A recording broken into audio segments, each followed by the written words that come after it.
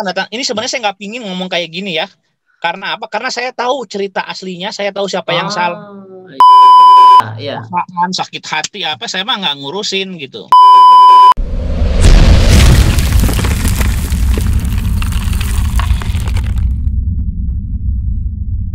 Oke, salam Osmania. Kembali lagi bersama saya Ricky Muhtar dari OS TV dan saya mengundang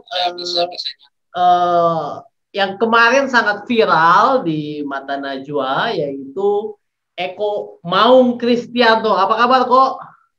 Alhamdulillah Ricky, apa kabar? Santai wae ya koknya. Iya. Kita mau beneran santai wae lah. Emangnya kameranya naonan ternyata rame pisan. Ya biasa aja sih saya mah. Biasa aja. Emang Ya, rame biasa aja.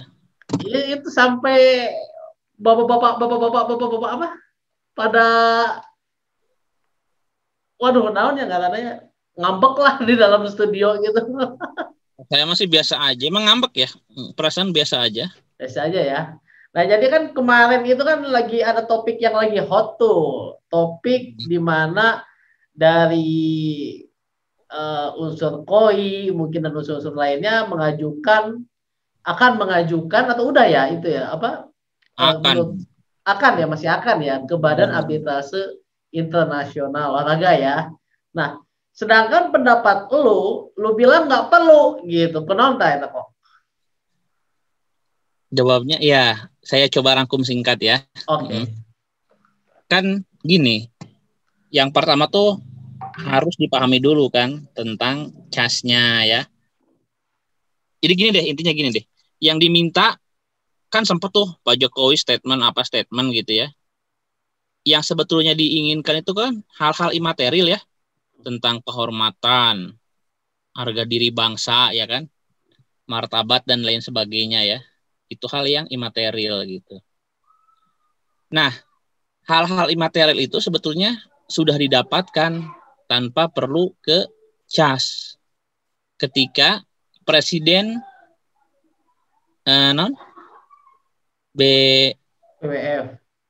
BWF meminta maaf ya. Itu untuk Federasi Internasional ya, itu juga kan sampai nyebut nama Presiden Jokowi, nyebut Pak Menteri apa ya. Itu saya pikir udah hal yang betul-betul mereka itu menekan ego gitu ya, dan merasa bersalahnya itu betul-betul gitu. Nah, sedangkan kalau ke CAS dilanjutkan itu harus jelas dulu mau ngejar apa, mau nuntut apa gitu ya. Kalau kita lihat CAS itu kan dari sejarahnya kan arbitrase ya. Arbitrase itu lahir dari persengketaan terkait keperdataan, hal-hal yang material, ekonomi gitu ya, perdagangan dan lain sebagainya. Jadi putusannya itu memang coraknya itu akan misalkan seperti mengganti rugi, bayar denda, kompensasi apa gitu. Jadi memang hal-hal yang bercorak ekonomi gitu loh. Nah, kalau mau ke CAS ya silahkan gitu. Silahkan saja ya kalau mau ke CAS ya. Namanya juga orang mencari keadilan gitu. Tapi jangan lupakan juga, Ricky, di karate apa internasional namanya? WKF, World Karate Federation. Nah, WKF ya. Itu kan harus punya hubungan bagus dengan federasi di negara gitu ya. Ya. Nah, masalahnya argumen dari Federasi Badminton itu kan mereka mengikuti protokol kesehatan di Inggris kan? Iya, karena memang harus seperti itu zaman sekarang itu ya. Mereka mengikuti protokol sana gitu ya. Nah, saya khawatir gitu ya. Saya khawatir jadi argumennya federasi itu udah bener, udah pas kalau misalkan mau dibawa ke CAS, mereka posisinya lebih betul, lebih kuat gitu ya. Nah, sedangkan kita nanti hanya bicara masalah-masalah yang yaitu ganti hotel ya, akomodasi dan lain sebagainya ya. Kalau misalkan mau nyuruh federasinya minta maaf gitu ya, itu kan sudah gitu. Nah, takutnya kita tuh berkutat di situ. Karena kan saya juga mengikuti kan, sebetulnya ini tuh pada maunya mau apa sih? Iya, saya udah keluar biaya nih sekian ini buat bayar hotel apa. Nah, makanya saya pikir, wah kok jadi tereduksi ke sana gitu ya. Jadi apa? Maaf saya potong. Jadi apakah kalau mengajukan ke CAS itu berarti tujuannya adalah material ya? Putusan CAS coraknya umumnya material ya, material, jadi ganti rugi apa berupa pemulihan ekonomi gitu ya. Jadi hal-hal terkait ekonomi aja, terkait uang aja, nominal gitu ya. Oh, jadi kita mengajukan karbitasi itu pasti misalnya kita mengajukan, anggap kita menang, maka kita dapat uang. Apakah mungkin ada aksi-aksi lain seperti mungkin All England jadi kena sanksi atau apa gitu enggak? Enggak, justru itu gini loh. Maksudnya CAS itu kan bukan pengadilan umum gitu ya. Misalkan ngasih kamu ditahan dia apa enggak. Kan itu kalau orang ke arbitrase itu kan mirip ini mirip kayak win-win solution gitu loh. Win-win Mediator lah ya. solution. Makanya ini tuh para arbiternya ya, para hakim itu makanya orang-orang komunitas olahraga juga gitu. Ya, jadi sebetulnya memang yang bisa dibuktikan, terus nyusun buktinya juga apakah betul yakin sudah kuat, apa gimana gitu ya. Itu juga perlu dipikirkan gitu. Dan yang paling penting, ini saya ngomong kondisi real ya. Pemerintah dalam hal ini Kemenpora ya, udah ngomong Kemenpora melalui Bapak Gatot ya, Sesmenporanya, Sekretaris Kementerian Pemuda Olahraga, udah ngomong bahwa pemerintah Indonesia nggak melarang kalau pada mau dilanjutin ke CAS, tapi pemerintah Indonesia nggak ikut-ikutan. Jadi kalau mau dilanjutin silahkan, tapi pemerintah Indonesia nggak akan ikut-ikutan gitu. Ya itu kenapa? Karena itu nanti argumen dari sana kan terkait protokol negara Inggris ya, pemerintah Inggris. Nah Indonesia pertama nggak ingin punya masalah sama pemerintah Inggris gitu ya. Nah yang kedua Indonesia kan memang pemerintah Indonesia ya itu udah menganggap permintaan maaf dari federasi sana ya udah cukup, mereka merasa bersalah, nyebut nama juga kan presiden, Menpora gitu. Jadi udah cukup dipikir gitu kan. Nah, berarti tinggal dua pihak kan. Jadi yang punya legal standing buat ngajuin ke CAS itu kan dari KOI ya, National Olympic Committee ya. Itu yang punya yang akan bisa bawa ke sana. Tapi nggak bisa sendirian dong, karena kan yang punya masalahnya kan PBSI kan, ya kontingen kemarinnya PBSI sama Federasi bulu tangkis dunianya, WBF ya, BWF, aku sering lupa ya BWF ya. Nah itu yang punya masalah gitu ya. Jadi nggak bisa juga gitu, kan aneh gini loh, aneh kan. Ricky kan tahu kan federasi itu kan harus punya keakraban ya. Koleganya itu kan di internasional ya. Nah, ketika permintaan maaf kemarin, itu saya yakin PBSI juga pasti ada komunikasi, udah oke lah, udah oke ya udah deh. Pasti udah ada komunikasi karena federasi nasional sama federasi internasional kan saling membutuhkan. Ya. Jadi yang internasional ini butuh support dari federasi nasional. Lalu yang nasional membutuhkan yang internasional buat event-event, ranking segala macam, gitu kan? Karate juga kayak gitu kan, saling membutuhkan gitu kan. Nanti kebayang nggak kalau misalkan tetap maksain itu pasti ada kecanggungan, itu pertama gitu ya.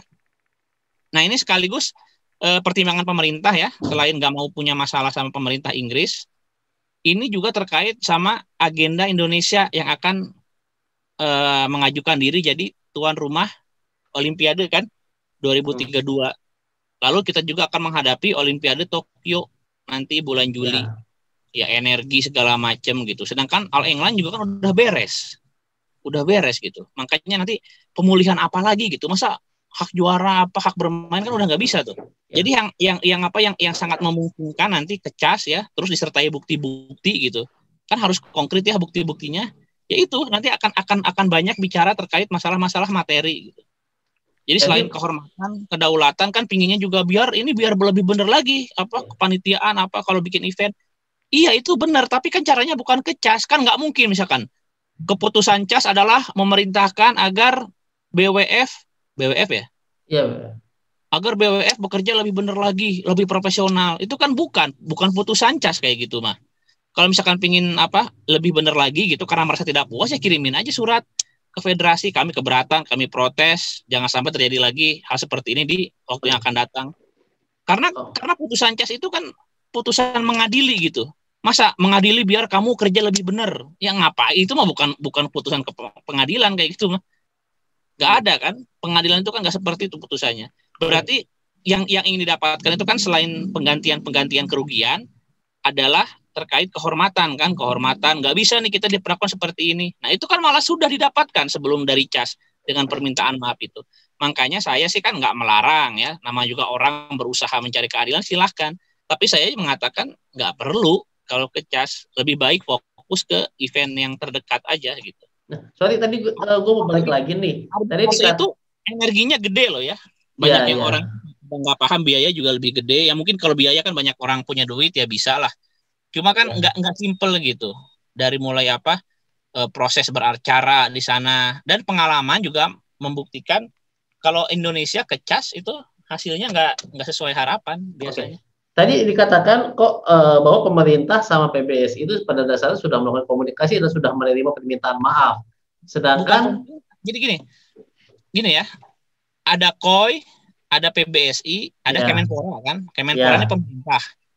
Udah mereka mah udah clear, saya nggak mau lagi ikut-ikutan. Berarti kekuatan tinggal 2 kan, KOI sama PBSI ya. Sedangkan PBSI ini ya gimana masa mau ngegugat federasi dunia gitu. Jadi federasi nasional ini justru harus akur kan sama internasional, harus menjalin hubungan baik gitu loh. Nah, misalkan KOI aja nih mau ngegugat, nanti kan ditanya legal standing apa, ya ada apa gitu ya. Ya kami akan mengadukan ini nih. Ya tetap harus ngobrol sama PBSI-nya karena kan yang atlet-atlet itu kan orang-orang PBSI, pemain-pemain PBSI. Jadi agak aneh juga kalau misalkan nanti mau menggugat ya ke CAS, tapi PBSI-nya nggak mau gitu. Jadi kalau nanti mau menggugat ke CAS, PBSI-nya harus mau menggugat. Jadi mereka ini kondisinya saat ini gimana? Maksudnya tidak kompak satu suara untuk menggugat atau gimana? Loh, saya kan nggak tahu. Kan saya nggak tahu dong. Ya kalau bukan masalah kompak nggak kompak ya, kalau misalkan mau menggugat, justru harus kompak gitu. Saya harus satu suara semua gitu ya? Ya nggak semua, ini pemerintah udah enggak. Jadi gini, ini kita ngomong masalah legal standing. Jadi gini, semua perkara pengaduan apa diterima-terima aja sama CAS kan. Tapi ntar dilihat kan siapa yang kesini, ya siapa yang menggugatnya, terus perkara apa gitu. Ketika yang punya persoalan kan PBSI ini yang punya persoalan. Tiba-tiba PBSI-nya ternyata ngerasa udah clear, ya nggak bisa. Jadi yang punya masalah siapa? Gitu loh. Jadi kalau mau ngegugat ke CAS, PBSI-nya harus mau, KOI-nya harus mau gitu. Oke, jadi harus sama-sama mau ya, baru bisa kuat untuk mengajukan. Nah, tapi saya makanya saya nanya, apakah betul PBSI-nya mau gitu? Sedangkan dalam pergaulan olahraga internasional itu hubungan tuh harus betul-betul terjaga baik. Kan tercanggung. Misalkan Ricky ketua Federasi Nasional. Saya presiden Federasi Internasional. Ricky marah sama saya ngegugat. Emang nggak akan ada dampak? Ya ada dong. Kalau saya nggak suka sama Ricky, nanti atletnya bisa saya ban, bisa nggak ikutan event saya, apa segala macam, itu pasti ada kecanggungan. Dampak ini kan itu apakah sebanding dengan apa yang dirasakan oleh atlet-atlet saat ini? Nah, dirasakan berarti main perasaan ya kan, perasaan sakit hati apa saya mah nggak ngurusin gitu, bukannya nggak mau tahu ya kan, saya udah bilang kalau masalah marah kesel apa juga saya ikut merasakan, cuma kan setelah emosional perlu dilakukan juga langkah-langkah yang rasional gitu. Jadi harus jelas mau ngapain, pingin dapat apa, tujuannya itu harus jelas. Dan menurut perhitungan saya langkah-langkah menggugat segala macam gitu ya, saya khawatir nanti malah berimbas buruk sama atlet-atlet yang jagoan-jagoan ini, bulu tangkis ini gitu. Oke, jadi Eko lebih menilai bagaimana impact yang akan terjadi setelah mengajukan gugatan itu ke CAS itu ya? Iya, maksudnya jadi ya itu pasti nanti ngaruh sama hubungan federasi nasional sama internasional gitu, pasti ngaruh itu. Oke, nah bicara tadi bahwa ada protokol kesehatan, tapi kalau melihat dari cerita mereka, apakah mungkin ada indikasi dilakukan penerapan yang tidak melebihi dari yang seharusnya, gitu, sehingga atlet-atlet Indonesia tersebut tidak dapat mengikuti? Ya kalau saya kan tadi udah bilang ya, pokoknya aturan. Jadi dimasakkan gini, kalau kita dari teori hukum olahraga ya, untuk melakukan suatu event internasional itu ada 2 sistem hukum yang dipatuhi. Yang pertama sistem hukum komunitasnya ya, law of the game segala macam, sama hukum nasional negara tempat event itu berlangsung. Nah di masa pandemi ini saya udah lihat tuh ada juklaknya SOP ya, bahwa si federasi ini ya udah bikin petunjuk-petunjuk untuk melakukan pertandingan di masa pandemi, dan itu mengacu ke protokol kesehatan Inggris gitu kan. Itu udah ada kok tentang kalau misalkan ada namanya itu kontak dekat ya, close contact gitu. Ya, istilahnya close contact kalau nggak salah saya baca gitu. Kalau misalkan ada satu pesawat, satu aja ada yang COVID, itu semuanya harus ditangani gitu dan bla Jadi bla itu bla. memang sudah berjalan demikian gitu. Sudah Iya, itu kan sesuai. saya kan nggak ke sana ya. Itu versi mereka kan katanya, wah kami udah beginikan. Tapi dalam penanganan COVID yang lebih punya kewenangan itu kan National Health Service-nya, pemerintah Inggrisnya gitu loh. Nah, jadi gimana lagi? Kan mungkin anggaplah si panitia federasinya itu mungkin, atau apa namanya ya, IO-nya ya, Federasi Bulu Tangkis Inggrisnya kan pasti ikut-ikutan juga tuh ya. Itu mungkin nggak kompeten kerjanya, nggak benar segala macam gitu. Tapi apakah cukup gitu hal-hal seperti itu betul-betul bisa dijadikan jadikan bukti kuat bahwa ada perlakuan yang nggak benar loh ke kami dan lain sebagainya gitu. Karena saya yakin yang punya otoritas yang menentukan tindakan-tindakan itu pemerintah Inggrisnya gitu. Jadi bukan BWF-nya. Bukan. Ya kalau misalkan dianggap mereka nggak benar, nggak becus, nggak bisa meyakinkan, itu persoalan lain gitu. Berarti kan dianggapnya merugikan Indonesia, marah gitu ya. Tapi tetap aja mau misalkan mereka ngelobi tapi kalau kata orang Inggrisnya nggak bisa, ya nggak bisa gitu. Nah, bicara kehormatan nih kok.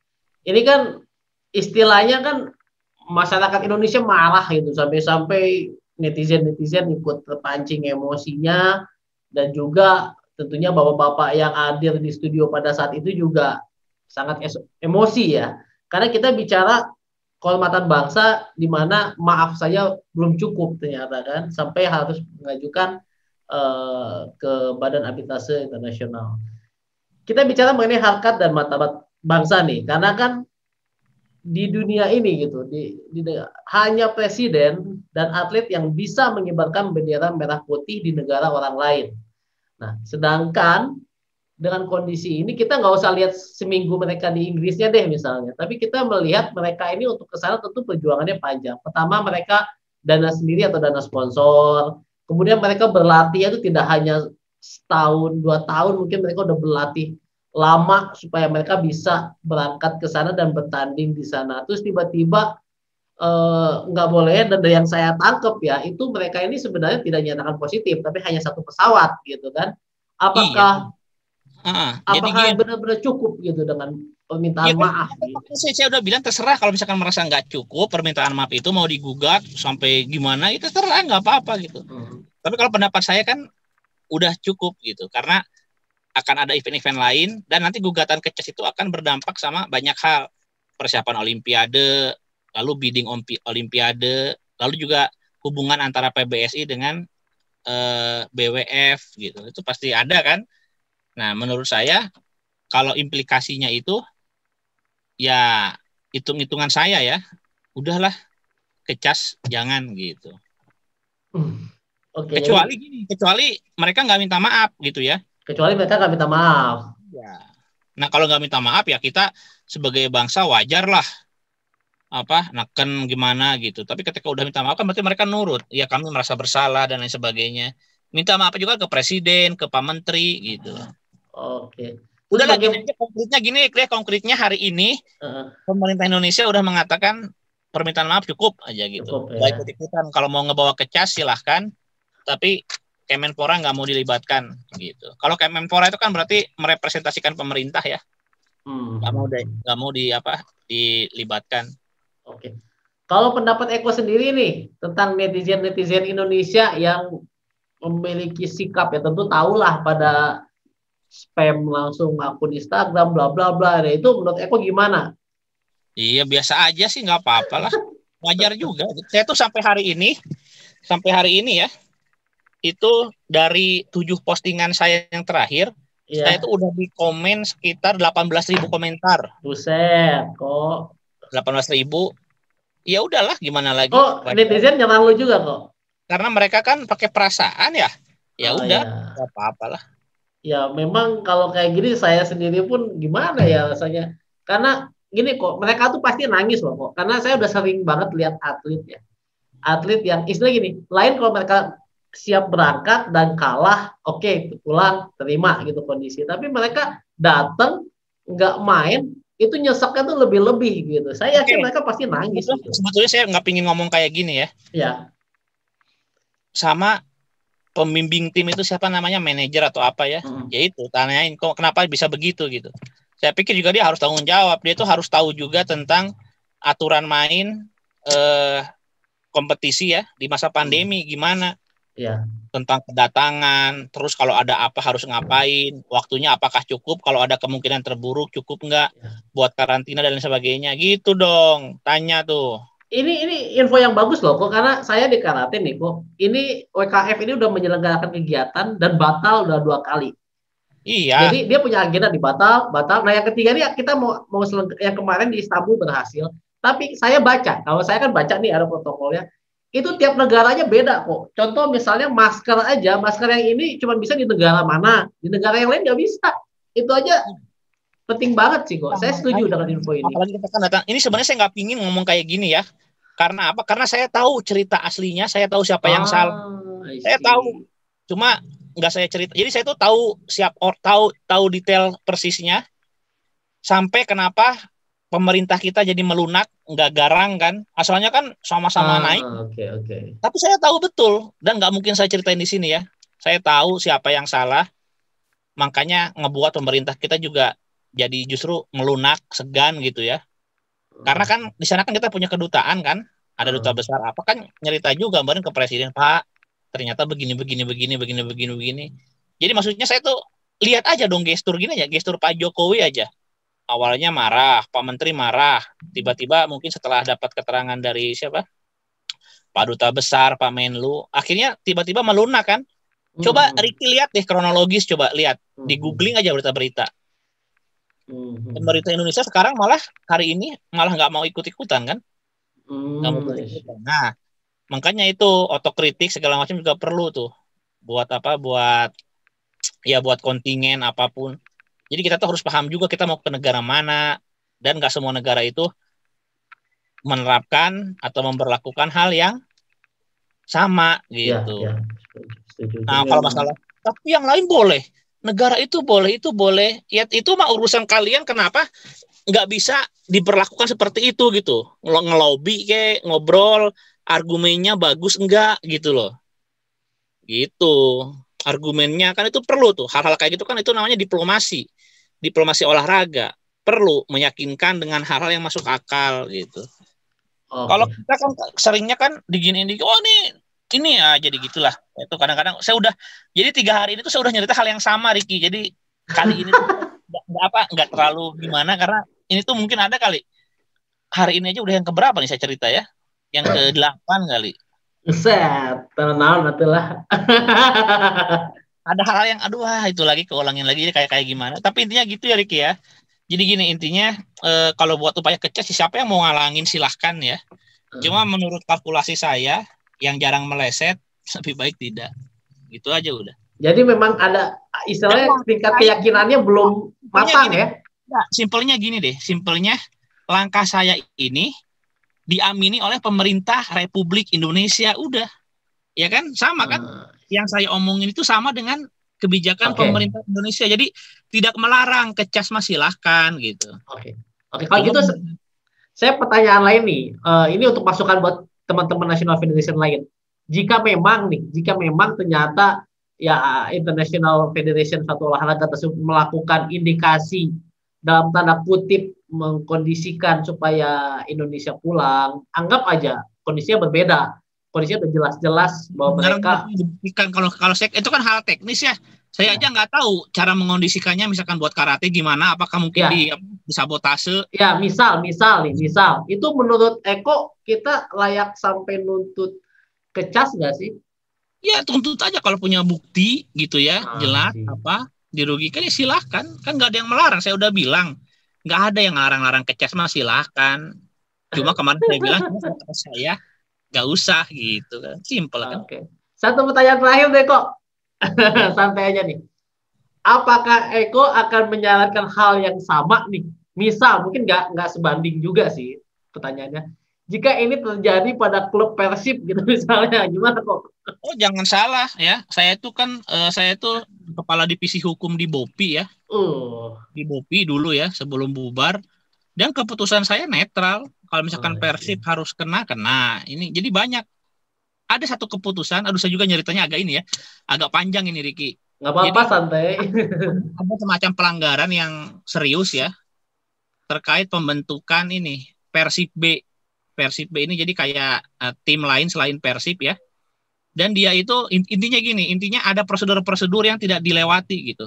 Dan yang menemukan malah saya.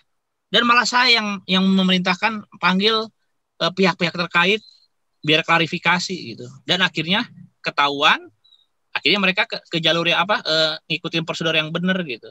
Yang memang ribet. Dan itu saya udah ngomong kalau misalkan ini nggak diikuti, nggak dipatuhi, tim ini ilegal di kompetisi tahun 2019. Karena apa? Karena nama. Jadi gini, kan Persib B ini kan awalnya klub dari Blitar ya. Nah, klub dari Blitar kalau dipindah itu nggak bisa tiba-tiba. Dia tuh harus melewati satu kali kongres. Kongres. Jadi dilepas sama Asprof ya, di mana klub itu berasal kan Blitar tuh di Jatim. Ya. Lalu diterima oleh Asprof di mana klub itu akan apa ya? Akan menerima ya di Jawa Barat. Jadi nggak bisa tiba-tiba ujuk-ujuk ganti nama, nggak bisa. Itu harus dilewati satu kali kongres.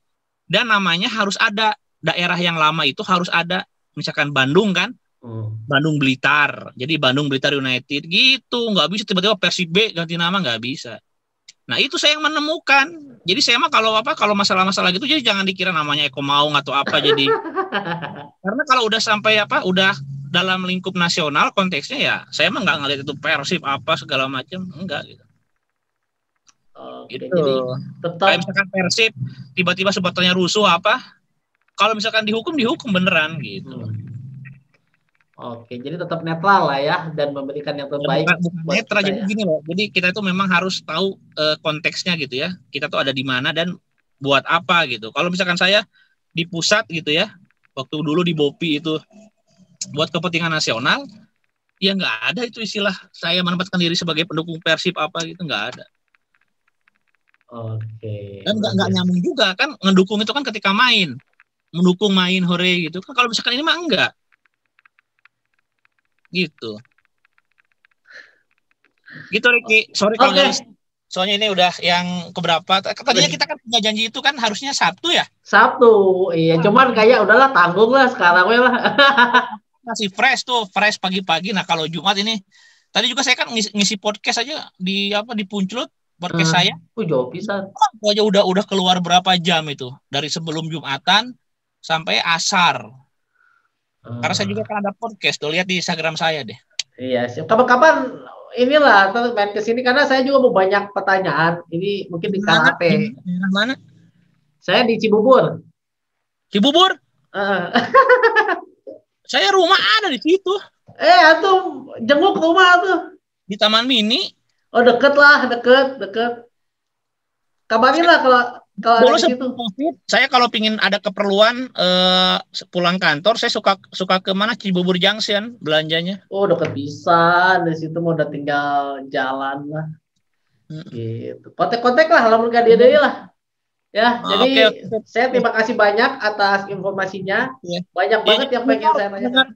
Pendengar yang dengar ini, sorry saya tuh kadang-kadang ini karena ini udah kesekian kalinya saya bicara, terus ini malam gitu. Ricky ngajaknya malam. Jadi ada hal yang saya skip banyak banget tadi gitu. Banyak banget ya, padahal pengen banget ya dijawab kayaknya. Karena juga tadi saya kira pertanyaannya nggak akan tentang ini, makanya saya iakan malam tuh. Saya kira bukan tentang ini lagi gitu. Saya kira kita akan ngomong tentang hukum olahraga yang lain. Iya pasti nanti kita atur waktu untuk olahraga yang lain. Cuman ini saya dapat masukan yang bagus lah loh, kok masalah manajer itu harusnya itu betul sekali karena saya pernah ngelihat sendiri pertandingan yang atletnya tidak main, ya ada salah satu kurang profesionalitas dalam manajemennya gitu. Saya pernah lihat sendiri. Kasihan atletnya nangis juga gitu. Ini kan sayang, maksudnya kita ini ke sana bawa misi olahraga gitu kan. Kadang-kadang ya, kok ini curhat sedikit aja. Kita bicara tentang olahraga, pertandingan, games. Games itu kan ada peraturannya. Iya. Tapi terkadang mereka tuh nggak mau baca peraturan itu gitu. Iya. Jadinya kadang-kadang mereka nerka-nerka, dulu begini, nggak taunya berubah atau apa, mereka nggak tahu gitu. Salah satu karakteristik dalam hukum olahraga itu peraturannya sangat dinamis. Kenapa Betul. dinamis? Karena untuk menentukan peraturan mereka itu kan komunitas ya, jadi nggak perlu lewat negara, pemerintah, nggak perlu. Selama komunitas mereka menyetujui, misalkannya main bola ya, aduh main bola sekarang lagi musim COVID harus pakai masker semua setuju ya, setuju, udah setuju main bola pakai masker, nggak perlu dibentuk sama DPR, undang-undang pakai masker saat main bola gitu kan nggak perlu. Gitu ya, maksudnya tetap harus agak formil ya. Kalau di sepak bola kan yang menentukan aturan itu ada IFAB namanya, International Football board, kok saya lupa lagi ya. Saya kalau ngomong di sini kok jadi lupa. Ya pokoknya IFAB ya. Nah, dia yang rapat, yang kongres menentukan aturan-aturan baru tiap tahun gitu loh. Tapi kan terserah mereka gitu loh. Terserah komunitas, nggak perlu ada intervensi negara gitu. Makanya federasi juga bisa beda ya peraturannya kan. Ya, makanya betapa dinamisnya peraturan dalam olahraga, karena memang terserah mereka, terserah komunitasnya. Nggak perlu persetujuan anggota dewan, presiden, siapa, nggak perlu gitu. Gitu, Ricky. Ya, aduh, nuhun pisan kok. Ini banyak informasi masukan dan semoga bisa meredakan polemik. Karena bagaimanapun situasi yang terjadi kita harus satu lah ya. Jangan sampai karena diskusi kemarin malah jadi memecah belah bangsa. Tapi tetaplah kita satu untuk merah putih ya, Ko ya. Oke, yuk. Oke, silakan, terima kasih. Dan jangan lupa like, comment, subscribe. Stay safe and healthy. Host.